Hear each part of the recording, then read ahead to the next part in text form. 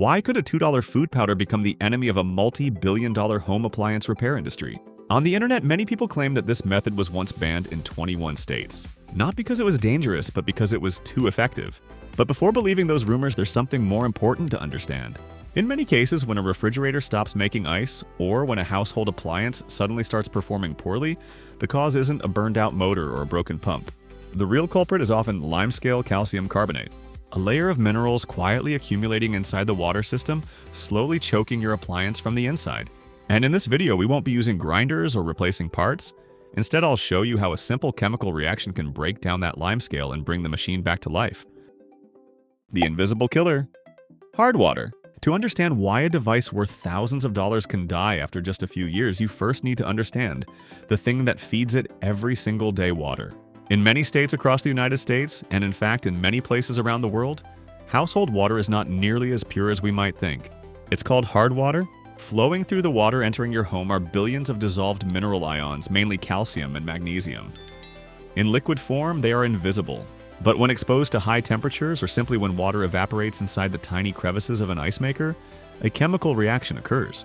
These minerals crystallize into calcium carbonate, what we commonly call limescale. You've probably seen it many times before. A white residue at the bottom of a kettle, cloudy streaks on a drinking glass, or chalky deposits clinging to the shower head in your bathroom. But those are only the tip of the iceberg. The most dangerous buildup isn't where you can see it. It's in the places you can never reach. Inside expensive pumps, inside narrow water lines, inside the ice-making system of your refrigerator. Layer by layer, these minerals accumulate, slowly, relentlessly building up over time. At first, it's just a thin film, but over time it grows thicker, hardens, and eventually turns to stone. That's the first sign that your machine is being invaded from the inside without you ever realizing it. And now let's see how this tiny layer of mineral scale can turn a $2,000 appliance into a useless piece of scrap right before your eyes. How limescale destroys appliances. Over time, limescale doesn't just sit on the surface, it builds up in the most critical parts of the water system. Inside a refrigerator, it mainly clogs the water inlet valve and the tiny tubes leading to the ice maker. Look closely at this tube. When you scrape inside it with small pliers, the mineral layer is hard as stone, narrowing the pipe. The fridge still runs, the lights are still on, but the ice tray stays dry. In many cases, the problem isn't a broken motor, it's simply that the small water line to the ice maker has been narrowed by limescale.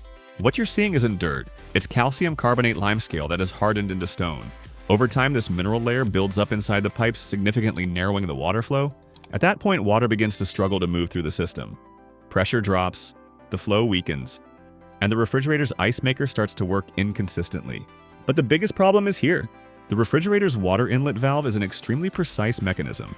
Even a thin layer of mineral deposits on the valve shaft can cause it to seize. When that happens, electricity still activates the valve, but water no longer flows into the ice tray.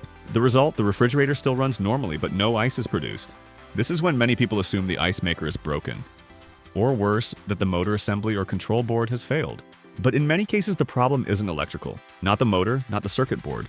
It's just a small layer of limescale locking the refrigerator's water system from the inside. And if the culprit is calcium carbonate, then the solution is actually very simple. Because this mineral has a clear weakness, it dissolves easily in mild organic acids. And interestingly, one of the most effective substances costs only about $2, and it might already be sitting in your kitchen. The $2 weapon in your kitchen. To solve a problem that looks this serious, we don't need harsh industrial cleaning chemicals.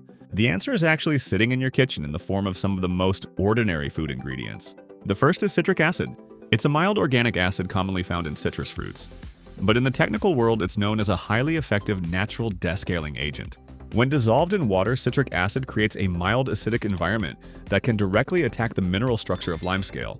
The second option, even more common and found in almost every kitchen, is white vinegar. The acidic acid in vinegar is a natural enemy of calcium. When it comes into contact with calcium carbonate, the acid begins breaking the chemical bonds that hold the mineral crystals together. And sometimes we combine them with another familiar ingredient, baking soda. Baking soda mainly produces CO2 bubbles, which help dislodge deposits that the acid has already softened. These mild organic acids have a special ability: they break the chemical bonds that hold calcium carbonate molecules together. In other words, they turn stone back into water. And here's the most interesting part. While replacing a refrigerator pump or component can cost hundreds of dollars, the entire descaling solution costs only about $2. Just $2 to change the fate of a $2,000 appliance. But why can something so simple be so powerful? To understand that, we need to look deeper into the chemistry behind the reaction. Chelation. The art of molecular disassembly. The limescale inside a refrigerator isn't just dirt. At the molecular level, it is a highly stable crystal network made of calcium carbonate, the same mineral that forms limestone in nature. Inside a refrigerator, these crystals gradually accumulate in the water, inlet valve, narrow tubes, and the ice-making system. Over time, this buildup restricts the flow of water.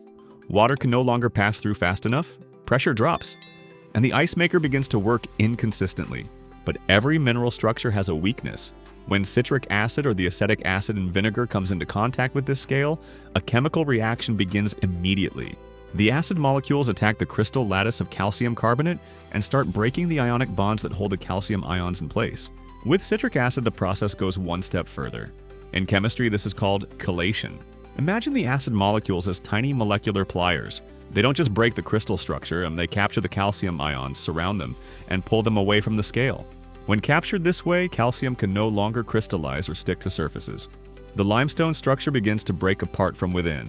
Carbon dioxide gas is released as tiny bubbles, and what was once a hard mineral layer blocking the water flow gradually turns into soluble compounds in the solution. When the reaction is complete, the refrigerator's water supply line is cleared. The water valve begins to work again, water pressure is restored, and the ice-making system, which once seemed to be slowly dying, can return to normal operation. This is the power of understanding the real problem. Instead of replacing an expensive component, sometimes all we need is the right chemical reaction. So what would happen if we let this reaction take place directly inside the refrigerator's water system? Let's test it. Proof. When $2 beats the system. But a theory only matters if it works in the real world. So let's introduce this simple solution into a real system and see what happens. Step 1. Preparation. Mix 2 tablespoons of citric acid with 500 milliliters of warm water. The warmth isn't just for dissolving, it acts as a catalyst. At this temperature, the molecules begin to move more actively, preparing for the chelation reaction. Look at these swirling patterns. They're creating a molecular storm ready to sweep away even the most stubborn mineral buildup. Step 2. Send the solution into the system. Don't just pour it in casually. Make sure the flow goes straight into the main arteries, the pump, and water valves. This is where the calcium buildup is hiding. We're essentially injecting an antidote directly into the blockage. This solution can be used in many household appliances, washing machines, dishwashers, and especially refrigerator ice makers. Simply feed the solution into the water supply line, allowing it to move through the narrow internal tubes. Step 3. Time for chemistry. Patience. 30 minutes. You don't need to touch anything. Just let those chemical pliers do their work. Science doesn't need to rush. A similar problem happens in dishwashers. When the spray holes become clogged with mineral deposits, water pressure drops sharply, leaving dishes with stains, even though the machine appears to be running normally. And finally back to its original state. Listen, it's time to turn the system back on. The pump starts, but this time the sound is different. The impeller spins more smoothly, the water flows stronger, and a few minutes later the ice-making system comes back to life. In many cases, these symptoms are easily mistaken for a motor or pump failure. But if the real cause is limescale, sometimes a solution costing about $2 is enough to restore the system. The machine is running again and the money stays in your pocket. But there's a question many people still wonder about. Why does a solution that is so simple, so effective, and almost ridiculously cheap seem to have disappeared from the recommendations of major appliance manufacturers? And what is the truth behind the rumor that it was banned in 21 states? Exposing the lie when we lose control. On the internet, headlines like "this solution is banned in several states" or "warning to scaling your refrigerator yourself can damage it" appear everywhere. But let's pause for a moment. Nothing is actually banned here. The only thing being quietly restricted is your control over a device you paid thousands of dollars to own. Take a look at this so-called ice-making system trap. The water lines inside an ice maker are designed to be extremely narrow to precisely control the flow of water. But that same design also makes them far more vulnerable to mineral buildup. When the water flow becomes blocked, manufacturers rarely tell you how to clear it using simple organic acids. In many cases, they recommend replacing components because it's the fastest and most guaranteed solution. Instead, you're pushed into a loop by expensive proprietary water filters and eventually call for service to replace the entire pump assembly with a bill that can reach $500. Manufacturers often warn that using citric acid or vinegar could make the tubing brittle or damage the seals. But in practice, the opposite is often true. The high-grade polymer materials used in refrigerator water lines can handle this basic cleaning process without showing any signs of damage. So why do they still insist that you must use official service? The truth is simple citric acid and white vinegar are not banned at all. But if users knew how to fix the problem themselves with ingredients that cost just a few dollars in the kitchen, the entire profit machine built on accessories and maintenance services would start to collapse. When you open the manufacturer's manual and read the line contact an authorized service center for water flow issues, understand that this isn't just support, it's a technical barrier. They're not banning citric acid, they're simply removing your ability to choose. In the world of large corporations, simplicity is the enemy of profit.